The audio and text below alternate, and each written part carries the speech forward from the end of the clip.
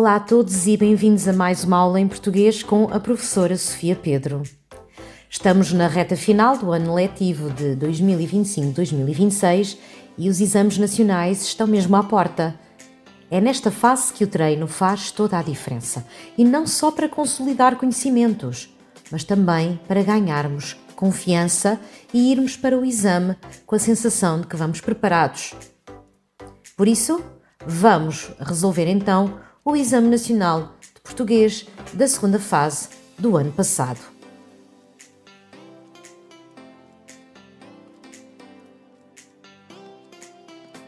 Portanto, já o ano passado, antes de irmos para a segunda fase de 2025, já tínhamos resolvido o exame da primeira fase, mas não tínhamos ainda pegado no exame da segunda fase de 2025 e vamos então fazer isso agora para nos prepararmos para o exame de 2026. Portanto, vamos acompanhar passo a passo, perceber o que é pedido em cada questão, explorar as estratégias que vos ajudem a responder com segurança e, basicamente, fazer aquilo que vocês já sabem, porque é o que temos andado a fazer nos vídeos até agora. Eu vou começar pelo grupo 1, parte A, depois então no outro vídeo passarei à parte B e depois a minha colega irá então fazer a parte C e o grupo 3. Portanto, neste momento já temos acesso aos modelos oficiais dos novos cadernos de resposta que se encontram no site do Júri Nacional de Exames. O modelo que nós temos para português foi o modelo que eles basearam no exame do ano passado da primeira fase, portanto 2025. Fomos verificar relativamente ao que nós tínhamos pensado, portanto, nós tínhamos tentado criar um nosso e é muito parecido, portanto, tem ali ligeiras diferenças, mas de resto é muito igual. Mas como nós não vamos fazer o exame de 2025 da primeira fase, vamos fazer o da segunda fase, vamos tentar adaptar um bocadinho àquilo que são as pequenas nuances que se encontram aqui na segunda fase. São coisas muito leves, muito pequenas e que é muito fácil de adaptar no caderno de resposta. Portanto, vamos então começar com a resolução do grupo 1 da parte A do Exame Final Nacional de Português, prova 639 da segunda fase do ensino secundário de 2025.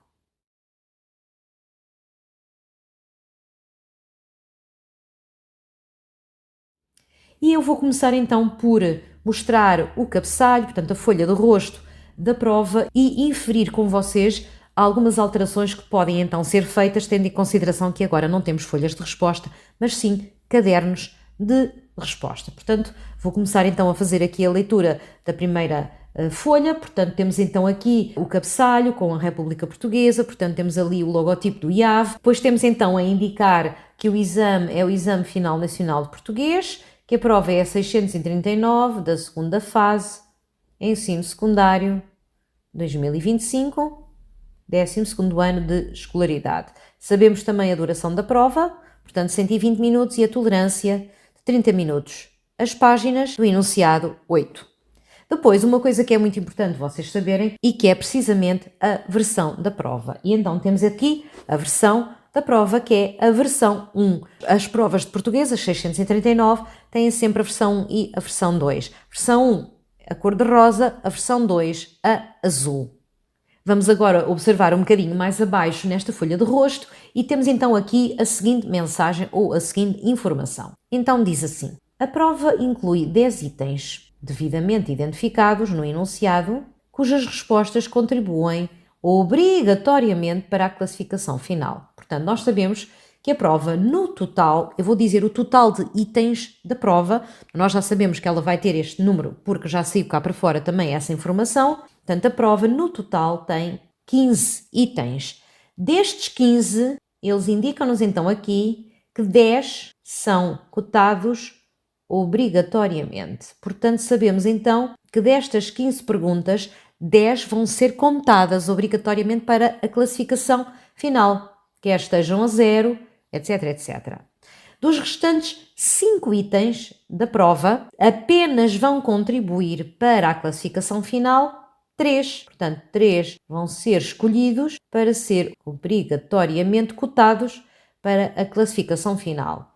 Os outros 2 não vão ser contabilizados. Portanto, resumindo e concluindo, no final de tudo, vocês vão ter cotados 13 itens dos 15, portanto 13 itens vão ser cotados para a vossa classificação final. Dos restantes 5 itens da prova, apenas contribuem para a classificação final os 3 itens cujas respostas obtenham a melhor pontuação. E já vamos verificar quais são os itens opcionais para vocês saberem como identificá-los e já agora se são itens de seleção ou itens de construção. Vamos avançar um bocadinho mais abaixo e temos então aqui umas instruções. Portanto, temos aqui algo que é importante ter sempre em consideração. Neste momento eu não sei se eles vão manter estas informações aqui na folha de rosto, porque elas já se vão encontrar no caderno de respostas. E só para confirmar aquilo que eu estou a dizer, eu vou-vos mostrar então um modelo oficial que se encontrava no site do Júri Nacional de Exames. Portanto, aqui está o layout do site na folha de rosto. Portanto, temos então aqui o cabeçalho, onde vocês vão preencher o nome completo, o documento de identificação, seja o cartão de cidadão, o número interno. Se por acaso não tiverem um documento de identificação, a escola irá então fornecer-vos um número interno e a assinatura do aluno, como aparece no documento de identificação. E isto já foi confirmado porque se encontra na norma 2 do Júri Nacional de Exames de 2026. Depois, eu tinha feito o meu modelo baseado mais ou menos no modelo de inglês, mas temos então aqui que a versão da prova eu tinha colocado cá em baixo, vai estar cá em cima e vai estar então entre o cabeçalho e as instruções de preenchimento. Já sabem que aqui, por exemplo, eu estou a usar a versão 1 da prova de português 639, e vocês então colocariam assim aqui a bolinha nesta versão, que era a versão que vocês estão a resolver. Depois temos então as instruções de preenchimento. E aqui aparecem estas instruções que já vocês tinham no enunciado. Portanto, eu não sei se eles vão manter essas instruções no enunciado, elas vão ter que ser alteradas. Há lá instruções que já não têm lógica, tendo em consideração que agora temos cadernos de resposta e não folhas de resposta. Portanto, há certas coisas que vão ter que ser alteradas. E então o que é que nós temos aqui? Temos então assinale a versão da prova, preenchendo totalmente o círculo correspondente. Portanto, foi o que nós fizemos cá em cima. Não é permitido dobrar as folhas de resposta. Portanto, no vídeo que fizemos com o nosso modelo, baseado no modelo de inglês, já tínhamos visto isto. Portanto, tenham cuidado, não dobrem as folhas de resposta. Estas folhas de resposta irão ser digitalizadas, portanto, tentem mantê-las o mais direitas possível. Utilize apenas caneta ou esferográfica de tinta azul ou preta, portanto já sabemos também, uma vez que elas vão ser digitalizadas, as melhores canetas são as de tinta azul ou preta, porque são aquelas que digitalizam melhor. E não é permitido o uso de corretor. Portanto, nós também sabemos que se vocês quiserem que alguma coisa não seja corrigida, portanto que não seja classificada, vamos riscar, mas essas informações também já vêm aqui um bocadinho mais abaixo, portanto não vou estar já a falar sobre elas. Entretanto, temos então aqui a indicação de como é que vamos preencher e vamos utilizar o caderno de respostas no que diz respeito aos itens de seleção e no que diz respeito aos itens de construção. No exame de português 639 nós temos 2 tipos de itens. Temos os itens de seleção, que são aqueles das escolhas múltiplas, e temos os itens de construção, que são os das respostas restritas ou resposta extensa. Portanto, itens de seleção, escolha múltipla. Isto é apenas uma variante, obviamente. Há aqui outras tipologias de item. E aqui nas respostas, nos itens de construção, temos então a resposta restrita e a resposta extensa. Quanto aos itens de seleção, aqui é que pode haver alguma confusão, porque é uma novidade, mas o que é que acontece? O que acontece é que agora estes itens vão estar então já aqui identificados com as bolinhas para serem preenchidas aqui no caderno de resposta. Portanto, o que eles querem que vocês saibam então é que vocês só vão assinalar as opções nos locais reservados para o efeito. E o preenchimento que eles vão considerar correto é o preenchimento então da bolinha que vocês selecionam como a correta. Isto vai ser corrigido não por um professor corretor, mas muito provavelmente por uma máquina, portanto convém que vocês não preencham incorretamente, porque tudo o que for preenchido incorretamente, mesmo que esteja selecionada a bolinha certa, não vai ser corrigido. Portanto, tenham cuidado. Portanto, o preenchimento correto, como vocês podem ver aqui, é este. É vocês preencherem a bolinha toda, totalmente o círculo. Portanto, assinala as opções corretas, preenchem totalmente os círculos. Pode haver mais do que uma opção correta e aí vocês têm que ir ver a pergunta. O preenchimento incorreto é vocês fazerem um check ou vocês fazerem uma cruz, não podem fazer nada disto.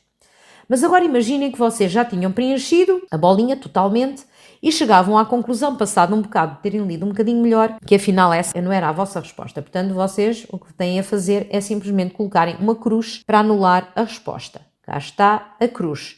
No entanto, imaginem que vocês, entretanto, já tinham colocado a bolinha noutro sítio, mas que depois chegaram à conclusão, lendo melhor, que afinal era esta. Não podem fazer uma setinha a chamar a atenção para lá. O que vocês podem fazer é o seguinte, portanto, se quiserem alterar uma resposta e voltarem, por exemplo, a revalidar aquela que já tinham feito, é fazerem um quadrado à volta dela, como aqui está neste exemplo que vocês aqui têm. Portanto, tenham cuidado com isto.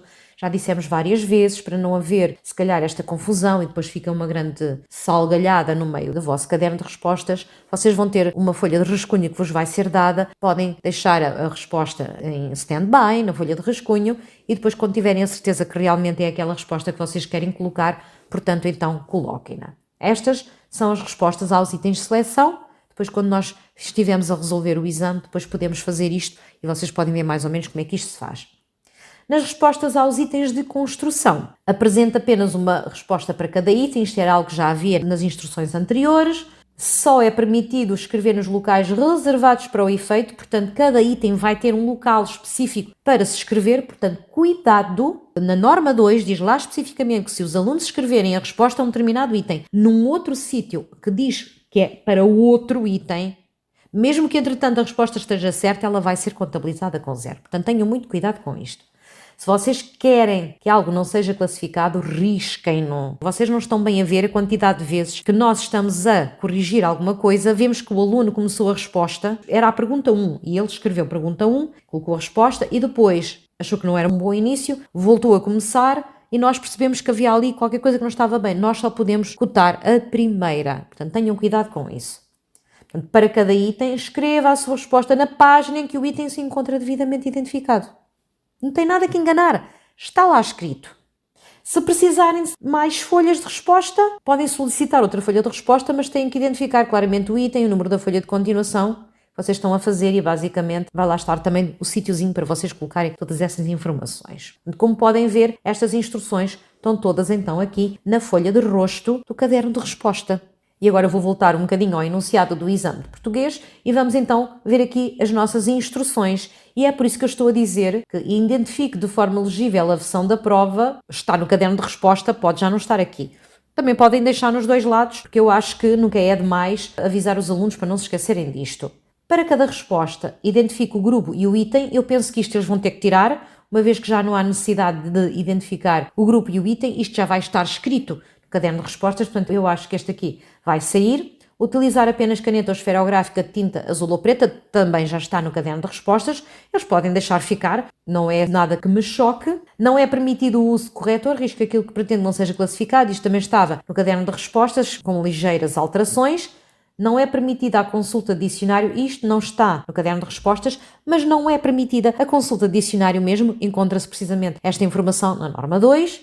Apresenta apenas uma resposta para cada item, isto também estava no caderno de respostas. As cotações dos itens encontram-se no final do enunciado da prova, isto não estava no caderno de respostas e é por isso que eu acho que eles vão manter esta parte aqui, vão muito provavelmente retirar daqui coisas e fazer algumas alterações.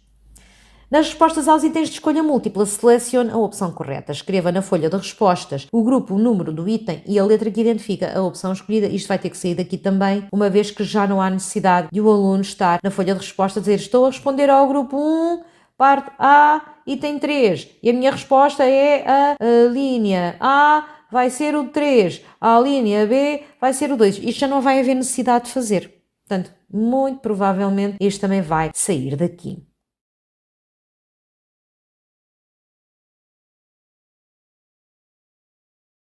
E agora que já estivemos a ver a folha de rosto, vamos passar ao exame. Eu vou só dar uma olhadela ao exame geral, só para vocês verem o que é que eles colocaram aqui neste exame. Portanto, o exame da primeira fase, tínhamos um excerto de Os Lusíadas, depois tínhamos um poema e depois no final, no grupo 3, nós tínhamos um texto de opinião. Aqui, na segunda fase, vamos então ver aqui no grupo 1, o que é que nós temos? Vamos ter um poema também, Fernando Pessoa, depois as perguntas 1 e 2, que são os itens de construção, Reparem, temos as perguntas 1 e 2 de asterisco, e estas são as perguntas obrigatórias, portanto que obrigatoriamente vão ser cotadas para a classificação final. E nós sabemos que vai ser o mesmo este ano, porque já saiu essa informação cá para fora também. A 3 está ao contrário, portanto, eles agora fizeram aqui uma troca. Enquanto que na fase 1, a pergunta 3 era a pergunta do texto lacunar, das lacunas A e B, e a pergunta 6 da parte B do grupo 1 era esta parte em que vocês tinham que identificar as 3 afirmações que podem ser comprovadas através da leitura do poema apresentado. Aqui fizeram ao contrário. Fizeram então aqui as 3 afirmações e deixaram o texto lacunar para a parte B, item 6. Portanto, aqui temos então o item de seleção. Temos aqui 2 itens de construção, um item de seleção. Reparem que o item de seleção é opcional, é aquele que será opcionalmente selecionado para a classificação final, se por acaso for um que tenha a classificação mais alta. Estes itens de seleção só têm 2 hipóteses de classificação, ou têm 13 pontos, ou têm 0 pontos. Portanto, se vocês tiverem isto tudo certo, vão ter 13 pontos e esta pergunta pode ser escolhida para ser somada à classificação final. Também pode ter 0 se todas as outras tiverem 0.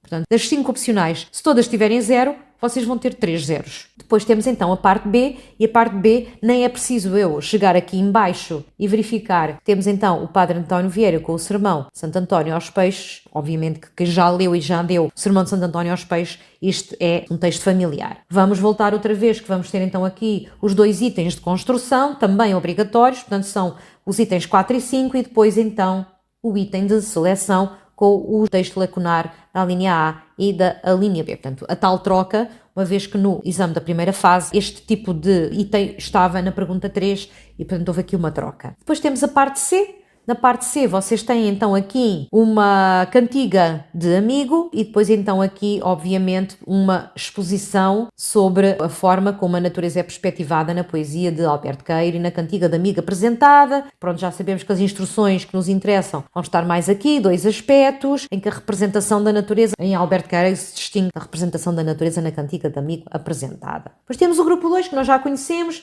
com as perguntas de seleção. Temos a pergunta 1 e a pergunta 2, que são mais equivalentes à leitura do texto. Já sabem que o texto não é literário, é um texto não literário. E depois a pergunta 3, também referente à leitura e à compreensão deste texto, obviamente, já é opcional. Depois, quando passamos à gramática, vemos que a 4 é opcional, a 5 e a 6 são obrigatórias e a 7 é opcional também.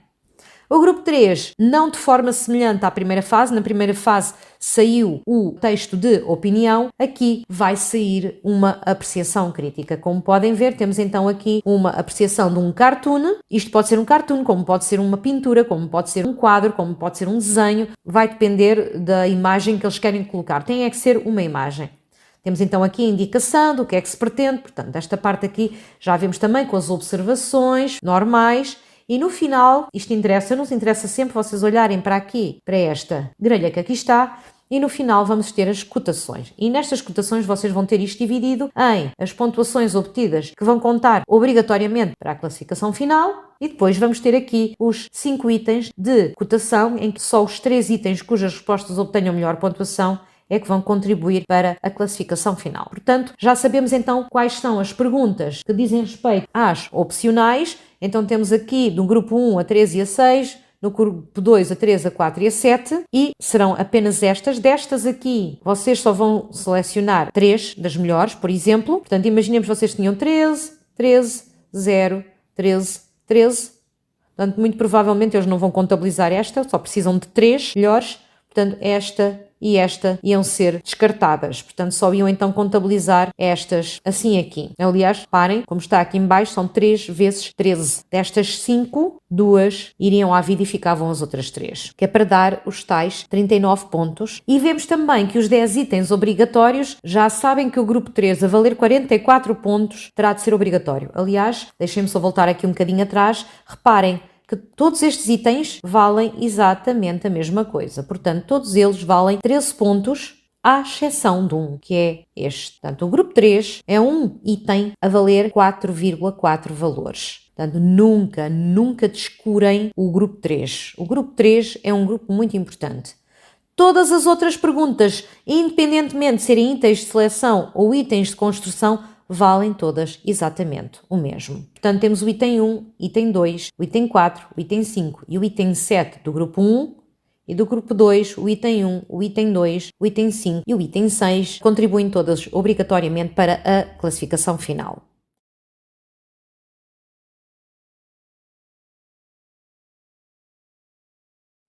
Mas vamos passar agora àquilo que realmente interessa, que é a resolução do grupo 1, parte A. Portanto, vamos começar então por ler esta parte toda e isso implica ler o texto e ler também os itens. Portanto, as instruções que nos são dadas para podermos então formular a nossa resposta. E a primeira coisa que podemos ver é que isto é um poema e nem é preciso ir muito longe, apesar de vocês terem sempre cá em baixo isto a mostrar-vos quem é. Sabemos que é um poema de Fernando Pessoa, do seu heterónimo Alberto Caeiro. Eu vou ler o poema, mas vou ler tudo o que está acima também, porque estas coisas são muito importantes, ler tudo. Se tiver notas, leiam as notas. As notas são muito importantes lá porque as notas estão escritas com uma letra mais pequenina e vocês estão fartos de estar a ler ou estar a olhar aqui para um enunciado e um papel e já é uma situação um bocadinho enervante. Não descurem as notas são muito importantes. Portanto, vamos aqui ler o poema, mas à medida que eu vou lendo o poema, eu já vou tirando aqui as minhas ideias, eu já vou fazendo aqui uns sublinhados. Apresenta as suas respostas de forma bem estruturada.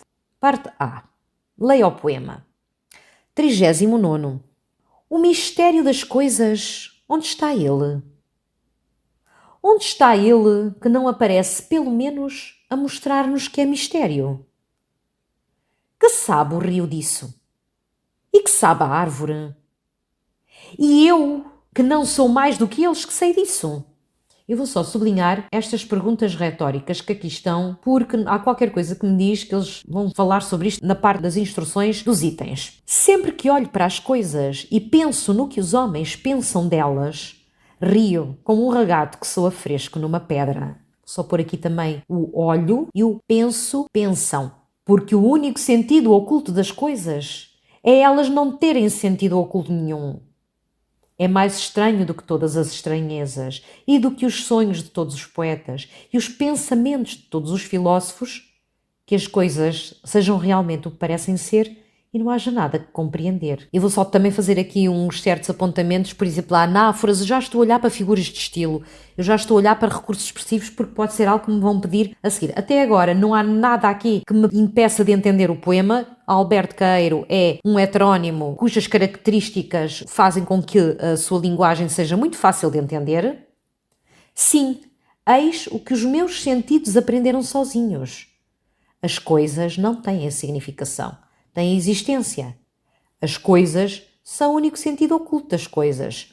Eu fiz aqui ligeiros apontamentos porque me podem ajudar agora quando eu for fazer as respostas aos itens. E agora que não tenho nada aqui que me faça confusão, e isto foi até bastante rápido, o que não é muito comum, vamos então ler as perguntas. E a primeira pergunta diz assim: as interrogações retóricas presentes na primeira estrofe estão ao serviço da ironia manifestada no riso do sujeito poético.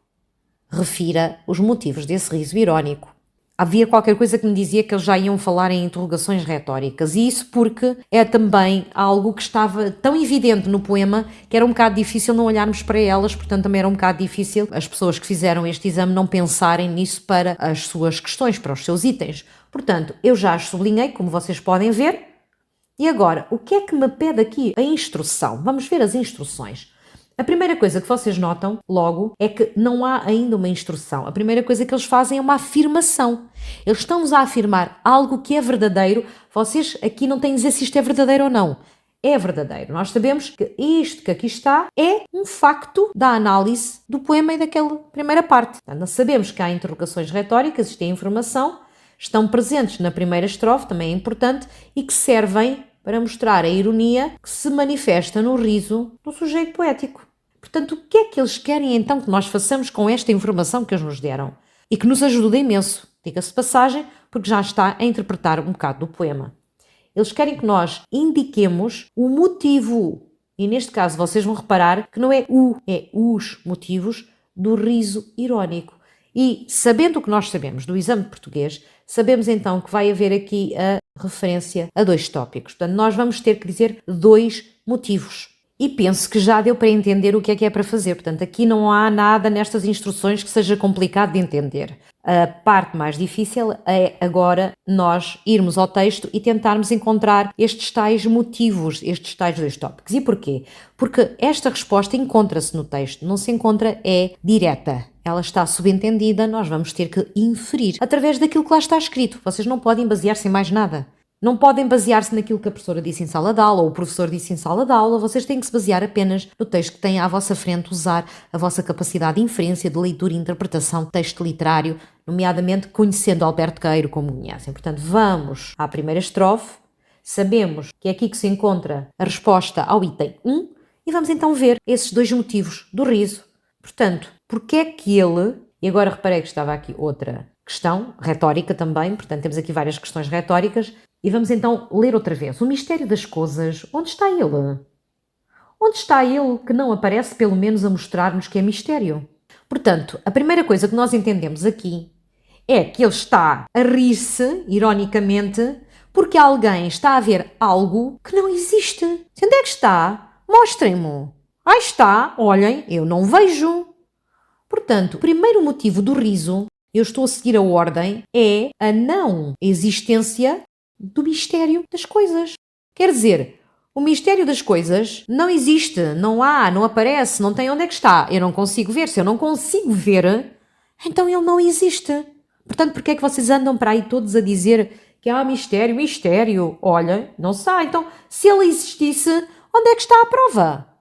Portanto, basicamente aqui temos o primeiro motivo. O primeiro motivo é, não acredito no mistério, porque não o consigo ver e estou-me a rir das pessoas que andam para aí a falar dele. É algo que não tem lógica absolutamente nenhuma.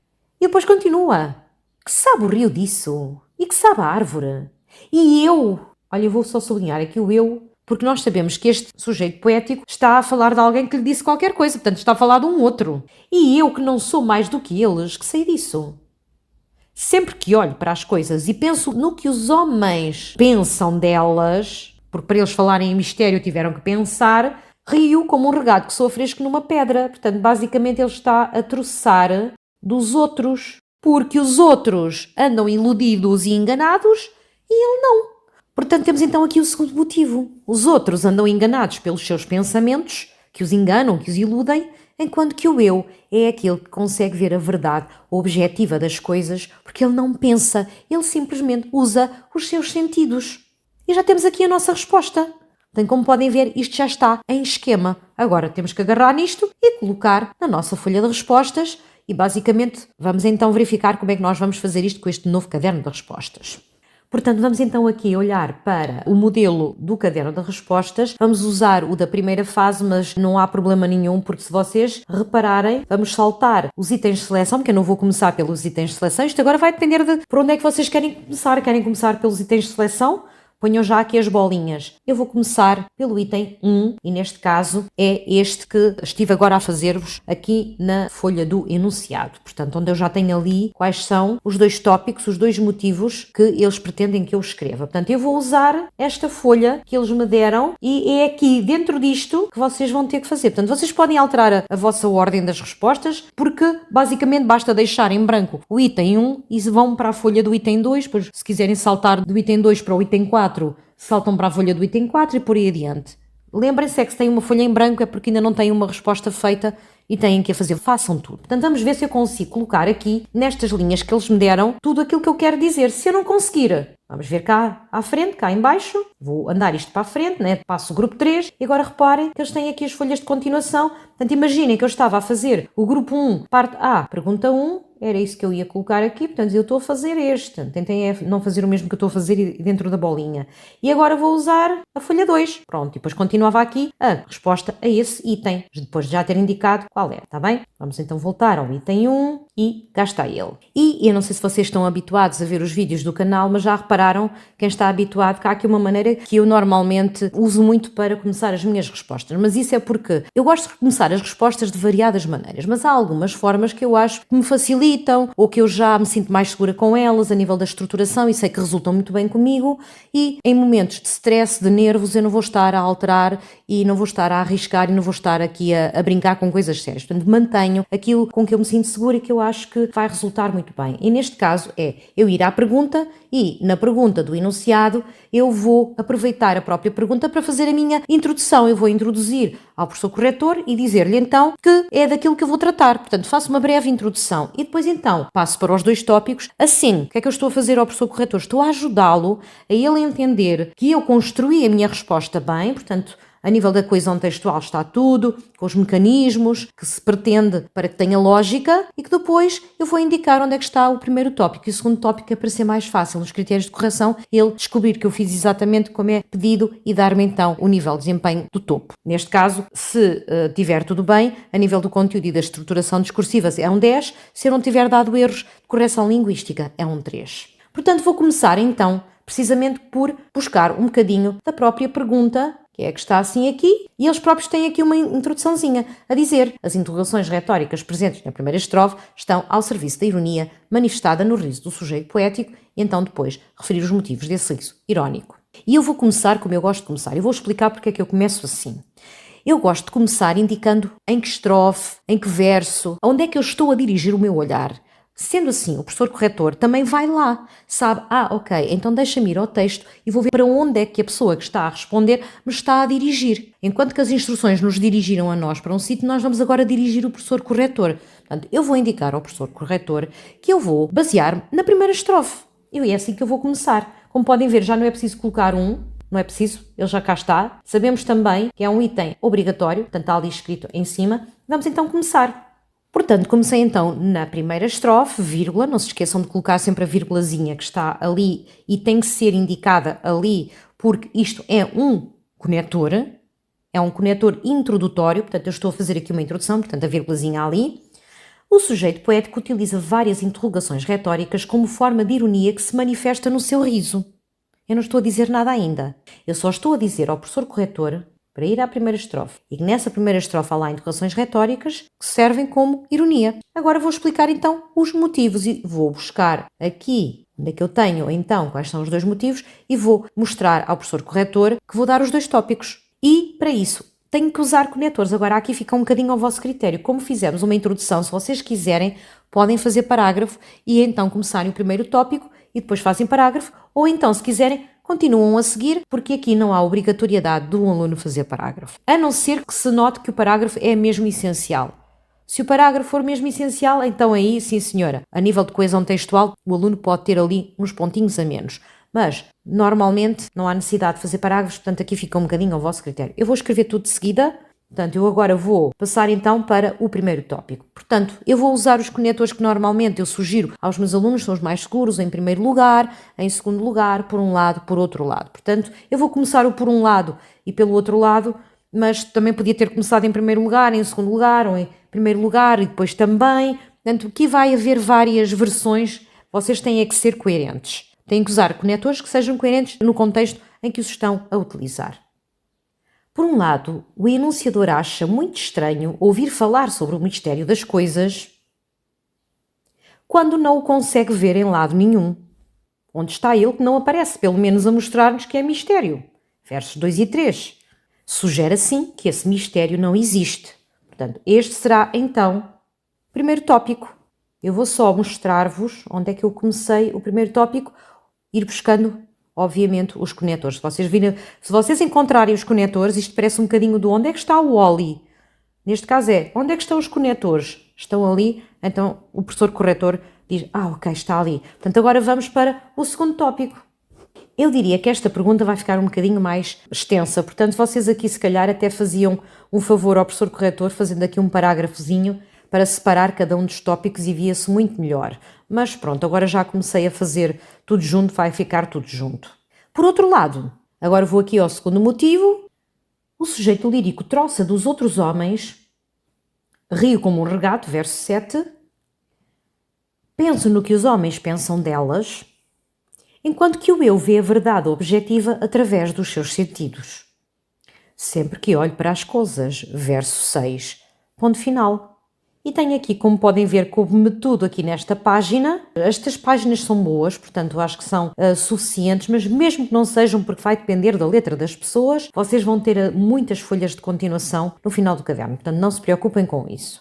Pronto, e temos então aqui a resposta feita ao item 1. Eu vou ler tudo porque vocês têm que sempre fazer a leitura de tudo. Eu sei que é um bocado às vezes chato porque estamos com falta de tempo, mas tentem pelo menos fazer a leitura, nem que seja do primeiro item, do segundo item que vocês fizerem. Portanto, eu vou ler então aqui a resposta ao item 1. Na primeira estrofe, o sujeito poético utiliza várias interrogações retóricas como forma de ironia que se manifesta no seu riso. Por um lado, o enunciador acha muito estranho ouvir falar sobre o mistério das coisas. Mistério das coisas, verso 1, quando não o consegue ver em lado nenhum. Onde está ele que não aparece, pelo menos a mostrar-nos que é mistério? Versos 2 e 3. Sugere assim que esse mistério não existe. Por outro lado, o sujeito lírico troça dos outros homens. Rio como um regato, verso 7, pois andam enganados pelos seus pensamentos. Penso no que os homens pensam delas, verso 6. Enquanto que o eu vê a verdade objetiva através dos seus sentidos. Sempre que olho para as coisas, verso 6.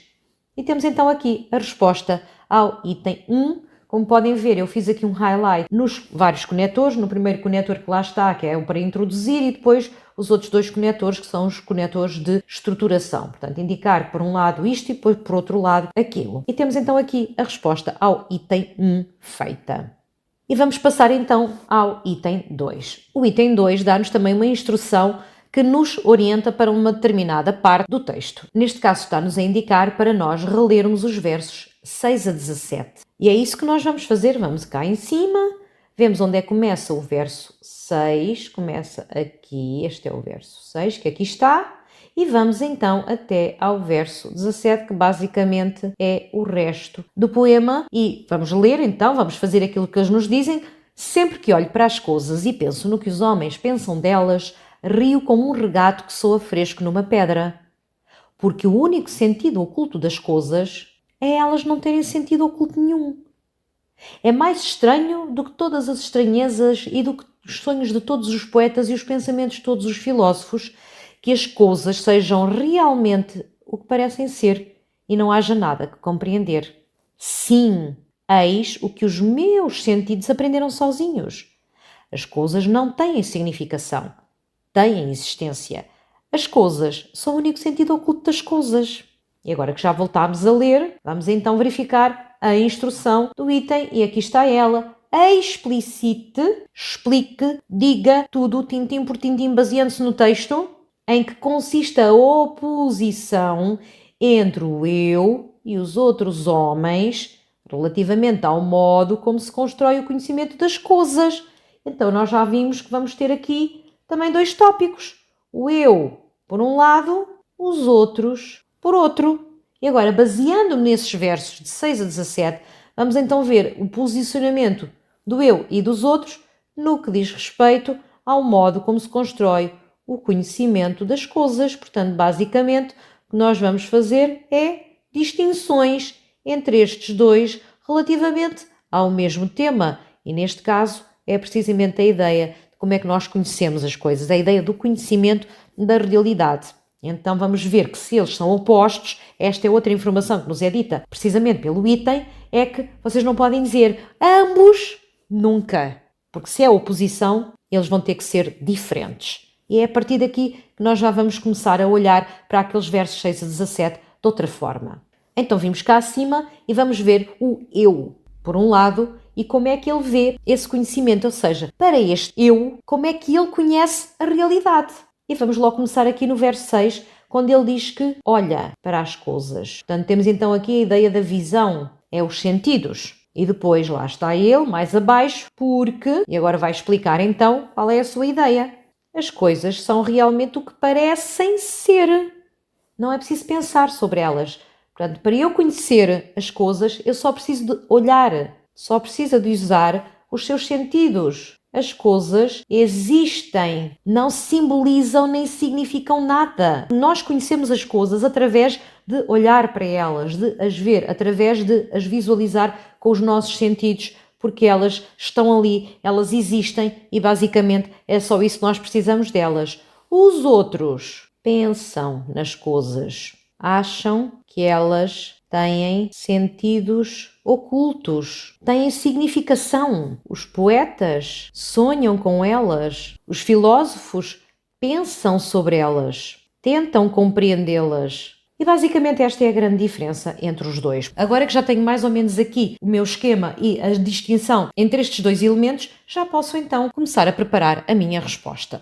E agora, como podem ver, eu já não posso escrever aqui a seguir, porque agora esta parte não pode ser escrita, porque agora isto só pertencia ao item 1. Quer dizer que se eu agora quero responder ao item 2, eu simplesmente faço isto. Portanto, como podem ver, não é difícil, acho que é bastante intuitivo e acho que não é preciso uma pessoa estar nervosa, porque isto rapidamente vocês vão começar a habituar-se. E agora eu podia começar exatamente da mesma maneira que comecei o item 1, portanto se vocês acharem que é uma boa fórmula para vocês, usem-na, mas eu vou mostrar como é que vocês podem agora fazer uma troca muito fácil, muito pequenina e que basicamente a ideia é exatamente a mesma, eu só estou a fazer uma troca aqui das palavras na minha frase. Portanto, em vez de começar nos versos 6 a 17, eu vou começar ao contrário. Eu vou só falar do sujeito poético e depois vou colocar os versos 6 a 17. Esta maneira é um bocadinho mais complexa, porque vai exigir que vocês coloquem o que está intercalado, alternado, ou seja, encaixado, que é um conector que é móvel, entre vírgulas, e às vezes vocês esquecem-se das vírgulas. Portanto, se acharem que isso é uma coisa que vos acontece, esquecerem-se das vírgulas, façam sempre aquilo como estava cá em cima e que basicamente é na primeira estrofe, vírgula, e já sabem que a vírgula aparece sempre e nunca se enganam. Mas é só para vocês verem que há outras formas de começar. Portanto, eu vou começar então da seguinte maneira, já sabem que não há necessidade de pôr aqui 2, porque já está aqui a indicação do item e então não vale a pena estar ali a colocar aquilo. Portanto, vamos então começar a nossa resposta.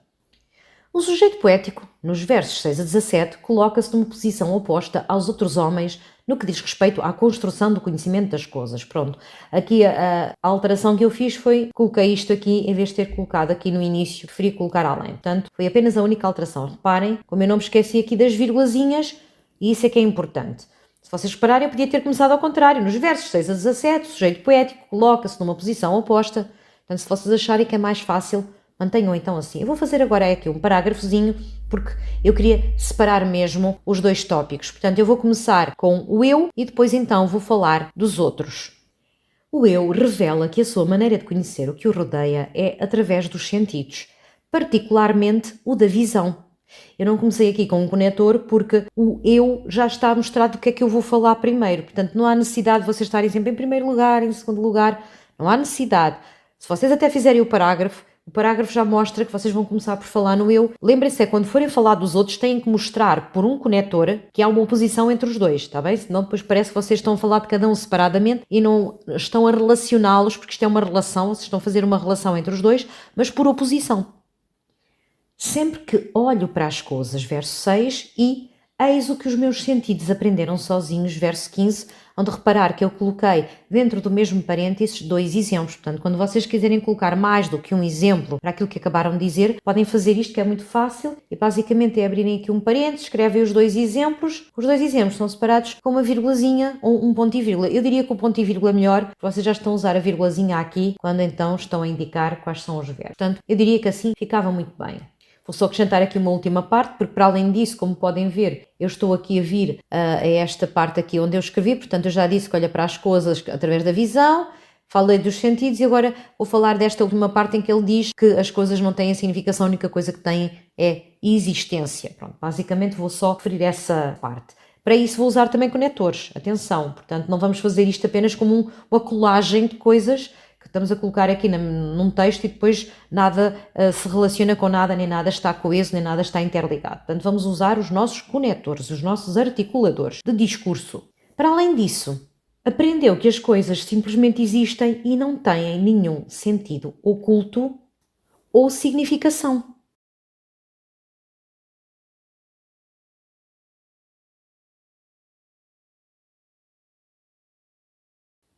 Vou só ler outra vez tudo o que já escrevi. Para além disso, aprendeu que as coisas simplesmente existem e não têm nenhum sentido oculto ou significação. Elas não terem sentido oculto nenhum, verso 9. As coisas não têm significação, têm existência, verso 16. Portanto, agora que já falei do eu, vou falar dos outros. Não sei se reparam que eu estou a chegar aqui um bocadinho mais ao final da página, mas logo vamos ver se eu consigo escrever tudo aqui. Mas também não me vou preocupar com isso, não se preocupem com isso, porque se vocês precisarem, já sabem que vamos ao final e temos lá então as folhas de continuação e temos aqui muitas folhas, portanto não se preocupem com isso. Portanto, obviamente que eles tinham que colocar, particularmente no exame de português, mais folhas de continuação. Portanto, vamos agora então passar para os outros E, uma vez que eu já falei do eu, agora vou falar dos outros, mas vou colocar um conector de oposição para o professor corretor entender que eu estou a mostrar realmente essa oposição. Há aqui muitos conectores que vocês podem usar, portanto usem conectores que indiquem que vai haver aqui diferenças entre o eu e os outros. Eu vou usar um no entanto. Podem usar um pelo contrário, podem usar um todavia, podem usar um contudo, portanto, um que vocês achem que seja melhor naquele contexto. Eu vou usar no entanto, é um conector com que me sinto mais à vontade, com que me sinto segura e eu gosto em momentos de stress estar mais segura, portanto eu vou usar esse conector. E eu ainda fiz mais, no entanto, os outros, pelo contrário, eu reforcei. Eu fiz um reforço desta oposição, que é para não haver cá enganos. Os outros, pelo contrário, no entanto, professora, mas acha que havia necessidade? Não estou a dizer que houvesse necessidade, mas eu acho que a repetição é um mecanismo de coesão. Portanto, vocês podem usar as repetições como mecanismos de coesão. Não são erros, são mecanismos de coesão utilizados pelos escritores, por poetas. Portanto, se os escritores e os poetas os usam com determinados objetivos, nós também temos que os usar com determinados objetivos. Atenção, têm que ser usados com um determinado objetivo. Neste caso é para reforçar. Eu estou a usar aqui a repetição, portanto, destas expressões de oposição para reforçar esta ideia. No entanto, os outros, pelo contrário, pensam nas coisas para as conhecerem. Os homens pensam nelas, verso 6, e acham que elas têm sentidos ocultos, têm significação. Os poetas sonham com elas. E os filósofos pensam sobre elas. Os pensamentos de todos os filósofos, verso 12. O que para o sujeito lírico é algo muito estranho. E como podem ver, terminei mesmo no fim aqui da página, portanto não vou precisar de uma folha de continuação, mas também não havia problema se necessitasse, porque tinha a folha de continuação e eu posso usá-la nem que seja por uma linha. Portanto, vamos ler outra vez tudo só para ver se está cá tudo. O sujeito poético nos versos 6 a 17 coloca-se numa posição oposta aos outros homens no que diz respeito à construção do conhecimento das coisas. O eu revela que a sua maneira de conhecer o que o rodeia é através dos sentidos, particularmente o da visão. Sempre que olho para as coisas, verso 6, eis o que os meus sentidos aprenderam, sozinhos, verso 15. Para além disso, aprendeu que as coisas simplesmente existem e não têm nenhum sentido oculto ou significação.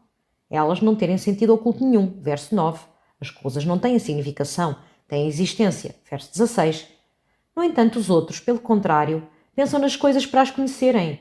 Os homens pensam nelas, verso 6, e acham que elas têm sentidos ocultos, têm significação. Os poetas sonham com elas, os sonhos de todos os poetas, verso 11, e os filósofos pensam sobre elas, os pensamentos de todos os filósofos, verso 12, o que, para o sujeito lírico, é algo muito estranho.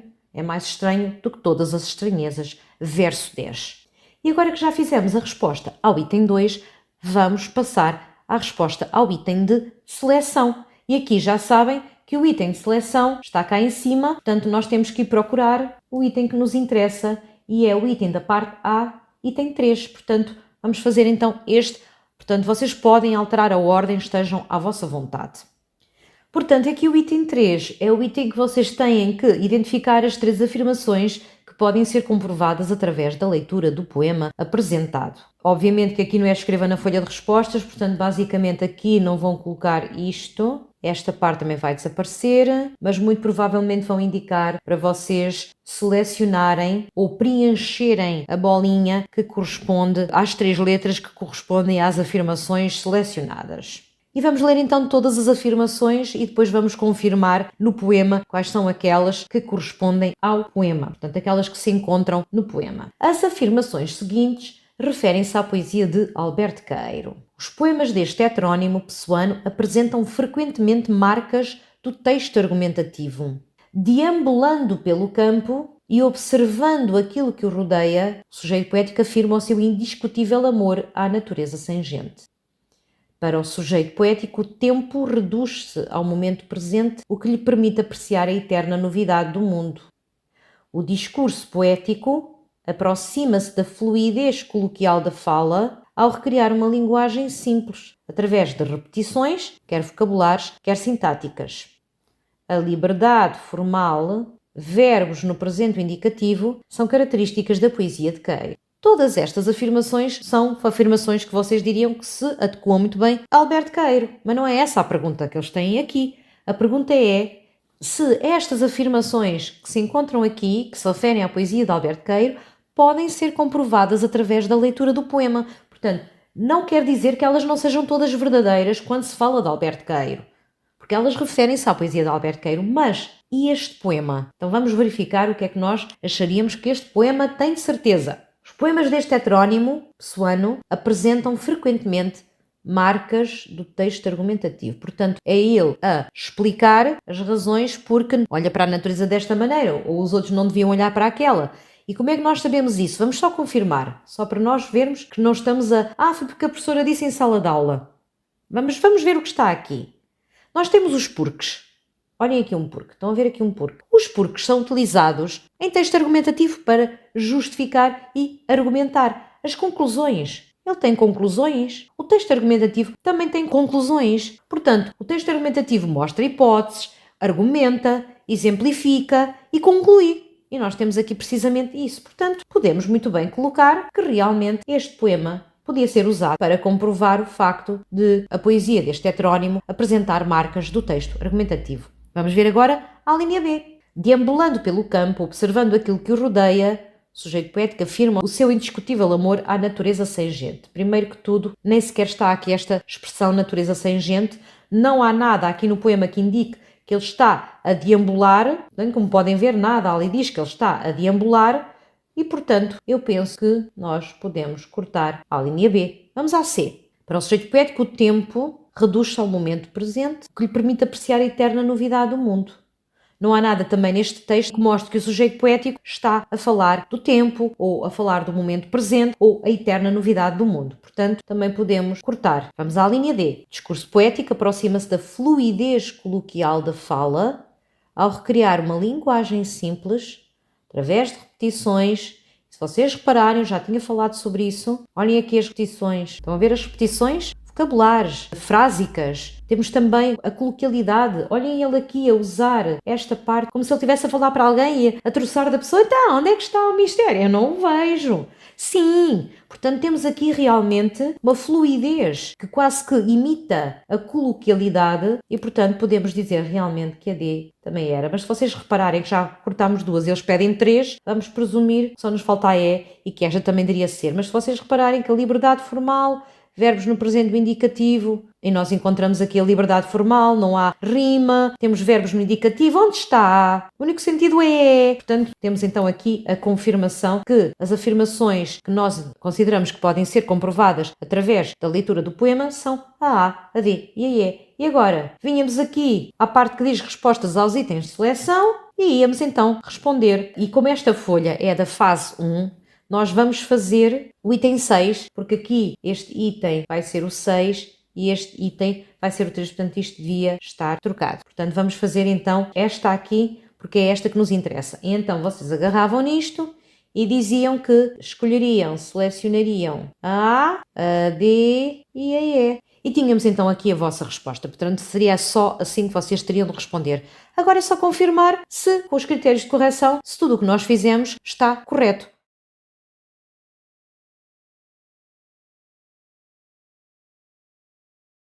E vamos confirmar agora então com os critérios de correção se as nossas respostas estariam dentro daquilo que seriam os cenários de resposta dos critérios de correção oficiais. Portanto, já sabem que temos aqui os critérios gerais de classificação. Vamos passar esta parte toda à frente. Sabemos também aqui a tipologia dos erros no âmbito da correção linguística, os erros tipo A, portanto pontuação, ortografia, morfologia, o incumprimento das regras de citação, ou a referência do título de uma obra, a translineação, a letra maiúscula e minúscula indevida também. E depois temos então os erros tipo B, que são os de sintase e de propriedade lexical. O que é uma propriedade lexical? É vocês escreverem a palavra está bem feita, mas não está própria naquele sítio, que naquele sítio não devia ser aquela palavra, vocês enganaram-se na palavra e usaram uma palavra errada no sítio errado. Isso é uma impropriedade lexical e tem o mesmo desconto, por exemplo, que um erro de sintase.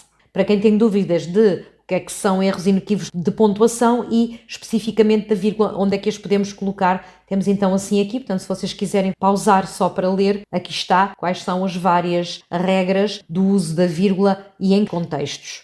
outros fatores de desvalorização. Portanto, se vocês tiverem as respostas escritas integralmente em maiúsculas, cuidado que são logo 5 pontos que saem da vossa classificação total e, obviamente, que nos limites de extensão, mas agora neste momento não é isso que nos interessa. Portanto, vamos então aqui aos critérios específicos de classificação, nomeadamente então do grupo 1, parte A, item 1. Vamos começar só por ler aqui esta primeira parte, que nos diz que nos tópicos de resposta de cada item, as expressões separadas por barras oblíquas, à exceção das utilizadas no interior de cada uma das transcrições, portanto as barras oblíquas quando é poesia são obrigatórias, das outras formas são apenas exemplos de formulações possíveis que não têm de ser obrigatoriamente mobilizadas, portanto essas são apresentadas em alternativa e as ideias apresentadas entre parênteses também não têm que ser obrigatoriamente mobilizadas para que as respostas sejam consideradas adequadas. Eu diria, coloquem sempre entre parênteses, porque nunca se sabe. É melhor sempre estar lá entre parênteses os exemplos do que não estarem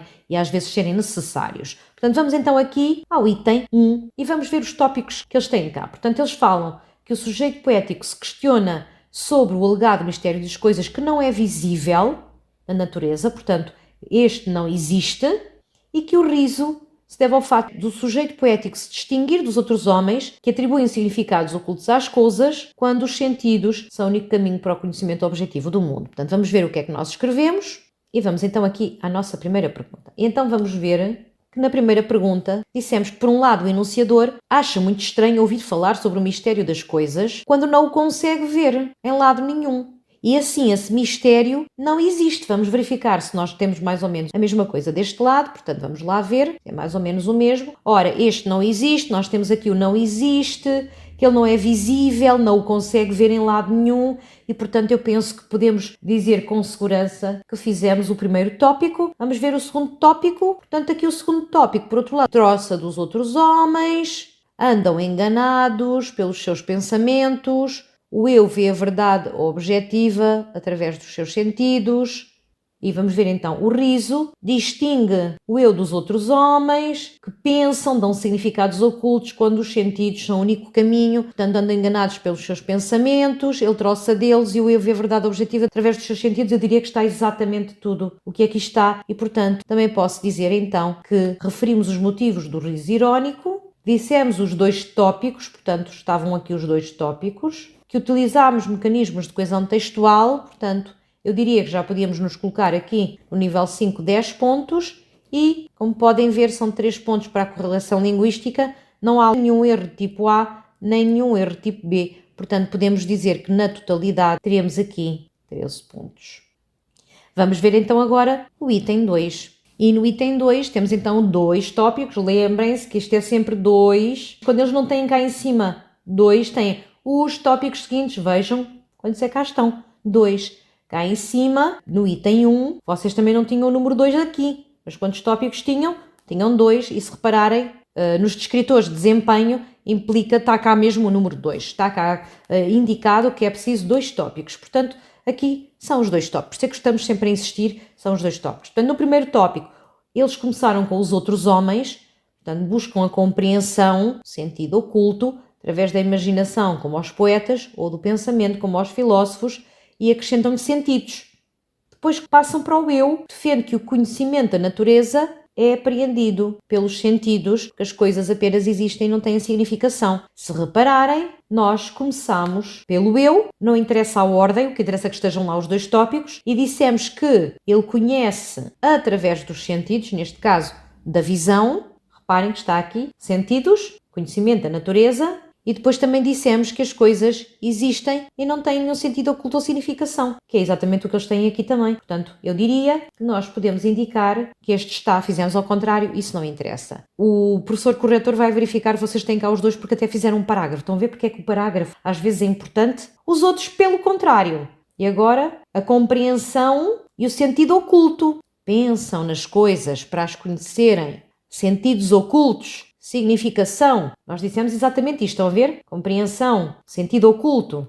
E depois diz, através da imaginação, como é o caso dos poetas, nós dissemos que os poetas sonham, é a mesma coisa, e o pensamento, como é o caso dos filósofos. e os filósofos pensam sobre elas, o que para o sujeito lírico é algo muito estranho, é mais estranho, etc, etc. Portanto, como podem ver, também tínhamos aqui tudo. E, portanto, aqui podíamos indicar, então, que também tínhamos 13 pontos. E agora que já fizemos o item 1 e o item 2, vamos ao item 3. E vamos verificar, então, nós estamos a fazer a versão 1, o que é que eles consideram aqui no item 3, e vamos verificar, então, que eles consideram que é a D e a E, e agora vamos só confirmar que é a D e a E. Portanto, tínhamos também aqui 13 pontos.